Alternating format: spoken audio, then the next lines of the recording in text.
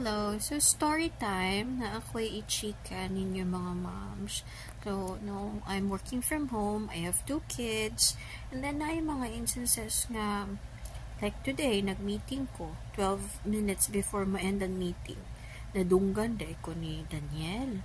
Unya, every time, makadungog na siya na ako or makita siya na ako, iya magukong pa atuon niya yakong kwaon. So, gatago ko kung ga-work ko. I'm working in one of the rooms diri sa balay. Then, kung na ako'y meeting akong ilak.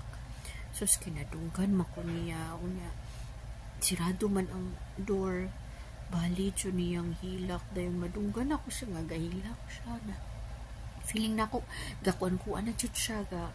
Sani, bali na dyan niyang kisi-kisi. Kaya ganahan na dyan ko niya makuha. So, marag, well, naaraman na si mamita niya, which pira po kayo ko kay naari gabantay.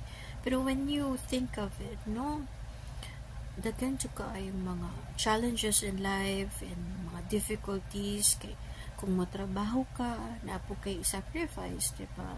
Sacrifice your time with the family and the kids. So, kung naamang gani ko yung time, you have to spend it quality time.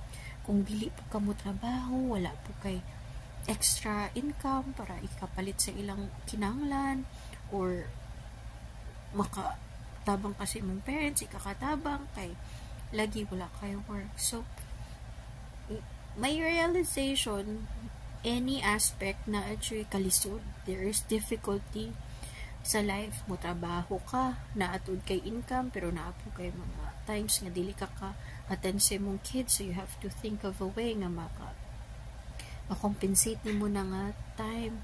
Kung di ka mo trabaho, wala po kay part. So, yeah, alisod ang kinabuhi. You just have to choose unsay heart para nimo.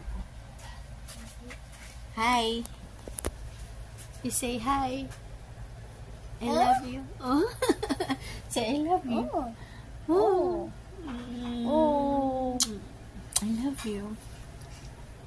My name is Danielle Brian. I am. Bye-bye. Ay, bye-bye na. I am. See you soon. Look at oh. Yay! See you soon. Libang ka diya.